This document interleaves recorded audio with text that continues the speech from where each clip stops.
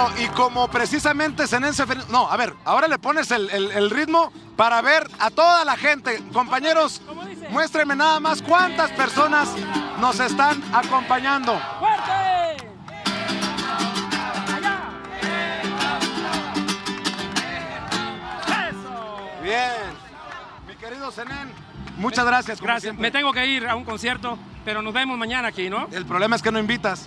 Terminando, ya sabes dónde nos vamos a ver. Dale pues. Bueno, señoras y señores, ya entrándole a los temas importantes, entrándole a los temas que tenemos que abordar sin miedo y sin censura, hay que hablar del reconocimiento a los pueblos afromexicanos. Es una deuda pendiente de este país con esos que por su color de piel han sido discriminados, y me da mucho gusto recibir a la senadora Susana Harp de Oaxaca, además de artista, cantante, representante, hoy poniendo los temas importantes sobre la mesa. Susana, muchas gracias por acompañarnos. Gracias a ti, Vicente, gracias de verdad por el espacio, porque no es fácil encontrar espacio para hablar de temas que llevan 500 años pendientes y que poca gente le pone atención. Me duele que me diga eso, senadora. Pero es verdad. Pero ¿cómo estamos trabajando para que este México se reconcilie con su pasado, con su presente y avancemos hacia el futuro? Hay muchos mexicanos negros, hay una comunidad negra importante, y esta ha sido una lucha que ha tomado usted como propia, como estandarte. Cuénteme. Pues mira, desde la música empecé a buscar canciones desde 2006 y tuve la oportunidad de adentrarme en comunidades de mi tierra, de Oaxaca, que confieso que hasta ese momento no las conocía. Conocía Pinotepa, pero a partir de ahí empecé a ir al Ciruelo, a Corralero, a muchas comunidades, y yo iba a buscar canciones y me encontré un mundo completo, un mundo donde había mucha gente, muchos artistas independientes que habían hecho ya trabajo de versos, de libros, fotografías, documentales. Entonces yo logré hacer un disco que se llamó Fandangos de Ébano, y a partir de ahí pues ese tema lo traía pues muy cerca del corazón, acompañando a las comunidades porque ellos están organizados. Yo llegué, el primer encuentro al que yo fui fue el séptimo encuentro, que fue en el Ciruelo, que es una comunidad en Oaxaca, una comunidad afro totalmente, y ahí empezamos a acompañarlos porque es un proceso de ellos, que eso es lo más lindo. Nosotros realmente hemos acompañado, y pues de eso se trata, de llevar la voz de todos los mexicanos o de los que no han tenido voz, en este caso a la tribuna del Senado, y eso fue lo que hice. ¿Qué tan atrasados estamos en la reconciliación, en la aceptación de lo diferente que somos en nuestro México? Lentos. Yo siempre digo que todavía México es un país adolescente, porque todavía adolecemos, todavía no entendemos quiénes somos, como un chiquito de 14 años que le creció más la cabeza, pero todavía la pierna no, pero, o sea, todavía no nos sabemos reconocer, todavía no nos sabemos querer de verdad en lo profundo y gozar esta maravillosa multiculturalidad que tenemos, porque es el gran tesoro de nuestro país y no tendría que ser el problema, y de esa manera lo vivimos, como si fuera un problema. ¿Tenemos identificados cuántos hermanos afros viven, son mexicanos? Mira, en el 2015, que hubo una encuesta intercensal, se autorreconocieron casi 1.400.000. O sea, si en ese momento ya hubieran estado reconocidos en la Constitución, habrían sido la tercera cultura, ¿no? Hablo de cultura originaria, aunque a muchos les saque ronchas, porque los originarios, si pensamos en originarios, en culturas originarias, cuando se creó México, o sea, en 1821, ellos ya llevaban aquí 300 añitos. Así es que también son originarios si hablamos a partir de que se creó la nación. Usted me decía, estamos avanzando en esto de reconocer y de incluir a las comunidades afro. Me preocupa el censo. ¿A qué se refería con le preocupa el censo? Y si nosotros podemos ser el puente para que la comunidad afro en todo México se incluya, se entere, diga presente, y que se los entere. Cuenten, como dicen, ahora cuéntame. ¿A qué se refiere con lo del censo? Porque mira, lo que pasa es que los afromexicanos no estamos hablando solo de un tono de piel. Estamos hablando de una cultura, y esa es la diferencia. Por ejemplo, ahorita lo que escuchamos, Pues básicamente es un elemento, es una representación de la cultura jarocha. Esta cultura empieza en el Papaloapan, en donde empieza el Papaloapan, en Oaxaca, se va un gran pedazo de Veracruz y termina en Tabasco. O sea, jarocho no es sinónimo de veracruzano, en Veracruz hay otras culturas. Ahí es una zona afro, porque fíjate, a los que pues en esas épocas estaban como esclavos, solo los dejaban comer vísceras y tubérculos. Entonces se creó, por ejemplo, toda una cocina maravillosa que se basaba en las vísceras y tubérculos. Esa pancita que te comes cuando de pronto ya son las 5 de la mañana y hay que... Bueno, ese es un guiso africano y ¿Ah, creemos sí? muy mexicano. Todos los guisos de vísceras nos llegaron de por allá. Acá no había vacas, aquí no había chivos. Ellos sí estaban acostumbrados a ese tipo de animales, por eso los trajeron para muchas actividades, entre ellas para la ganadería. Senadora, puede haber muchas ganas, mucha Sí. voluntad en el Senado, entre incluso los servidores públicos de la Cuarta Sí, sí lo Transformación, hay. pero no es suficiente. ¿Entienden? Sí. Fíjate que sí, y también el INEGI está, llevamos con ellos platicando desde hace mucho tiempo y van a incluir por fin una pregunta. Y cuando yo te decía, ¿Qué estoy pregunta va a ser? preocupada Perdón que la por el interrumpa. censo, van a preguntar si por tus ancestros, por tu cultura, te reconoces como afrodescendiente, afromexicano o negro. Sin embargo, por ejemplo, la preocupación es que los que se consideran jarochos no se escuchan en la pregunta, porque aquí se dicen a ellos mismos de muchas formas. Aquí decirte negrito, Samuel, eso no es ninguna ofensa, es un asunto cariñoso entre las comunidades. Pero en Coahuila hay una comunidad muy importante de negros y se llaman los mascogos. Entonces ellos tendremos que hacer la labor necesaria para que del 2 al 27 de marzo se enteren que va a ser el censo y que cuando les pregunten si se consideran que provienen de alguna cultura afromexicana, afrodescendiente o negra, digan sí, aunque ellos sean mascogos, se autonombren como mascogos. Entonces, hay afromexicanos blancos de piel, a eso voy, es una cultura. A ver, ¿cómo? Sí, claro, por ejemplo, la hija de Samuel ya está bastante despintadita. Sin embargo, comió malanga, baila son, zapatea, hace décimas. Es una cultura, Vicente. En la Costa Chica, en Oaxaca y en Guerrero es donde hay más comunidades. Y ahí se baila la artesa, se hacen los versos en topada, se baila danza de los diablos.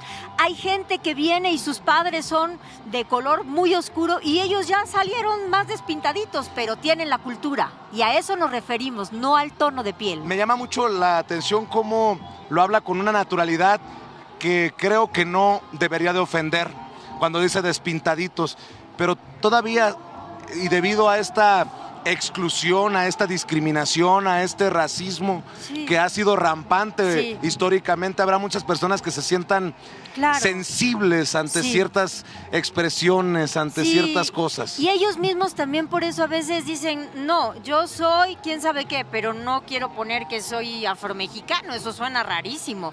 El término lo determinaron las mismas comunidades. Acaba de ocurrir el 20º encuentro de pueblos negros, así se les llaman. Ellos se organizan. Desde el encuentro número 17, que fue en Mataclara, Veracruz, ellos acordaron que tenían que encontrar un término para englobar a los chocos, a los mascogos, a los jarochos, a los negros, a los costeños. Y ellos decidieron que el término iba a ser afromexicano. Susana Harp, ¿están representados en el gobierno? ¿Están representados en la toma de decisiones los afromexicanos? Porque cada vez tenemos presencia indígena, incluso se escuchan los idiomas de nuestra gente, de las zonas más apartadas. Pero salvo que usted me diga otra cosa, yo no veo una representación afromexicana Ahí va. en el Congreso. Ahí vamos, ahí vamos. No, en el Congreso quizá no, ahorita ¿Y en el estoy gobierno? haciendo memoria. Bueno, atrás de mí hay un senador de Guerrero que él mismo se autorreconoce como negro, como afromexicano. Y a mucho orgullo, como debe de ser. Y Martí Batres también me dice, yo soy afro, mira mi pelo, mira mi color, ¿no? O sea, sí hay gente que lo vive y que lo vive bien. Me traía este libro, Sí. Afroméxico. A ver, a los compañeros les voy a pedir a ver si me hacen un acercamiento a este libro que es precisamente del Senado de la República. Sí, Cuénteme. es una visibilización, es un un libro para empezar esta parte de la visibilización, pero también desde el Senado. Ahora en el censo, pues es lo más importante, lo que tenemos que trabajar, y mucha gente se está organizando para empezar a ir a las comunidades a contar cómo va a ser la pregunta, para que se sientan identificados y que también tengan confianza, uno, de abrirle la puerta a la persona del INEGI que va a ir, que normalmente van a ser gentes de la propia comunidad, y dos, que entiendan de qué se trata, porque efectivamente el término, Vicente, es un término acuñado entre los líderes de las comunidades, pero no forzosamente la señora Juanita de Corralero sabe que unas personas se pusieron de acuerdo y que afromexicanos es el término que decidieron tomar. ¿Y qué tan importante es el censo? ¿Qué significa que estén representados en el censo? Muchísimo, muchísimo, porque eso va a ocurrir de que si logramos demostrar la gran cantidad de personas que hay, van a empezar a haber políticas públicas enfocadas a ellos. Por ejemplo, cuando estaba la CDI, que ahora se llama INPI, si tú llegabas como alguien costeño, pero te decían, por ejemplo, en la costa conviven los afro-oaxaqueños, afro-guerrerenses, pero también hay mixtecos, también están los amuzgos. Entonces, tú llegabas en ese entonces CDI, te decían, yo quiero aplicar para tal programa, y le decían, ¿qué lengua habla usted? No, pues español. No, entonces usted no es indígena, usted no puede venir. Decía, no, pero soy afro y vivo en esa comunidad y estás marginada. Claro. Y no tenemos agua, no tenemos una escuela. Y decían, no, este es para las comunidades indígenas. Entonces es incluirlos. Por ejemplo, ahora el INPI se tendría que llamar Instituto Nacional de Pueblos Indígenas y Afromexicanos.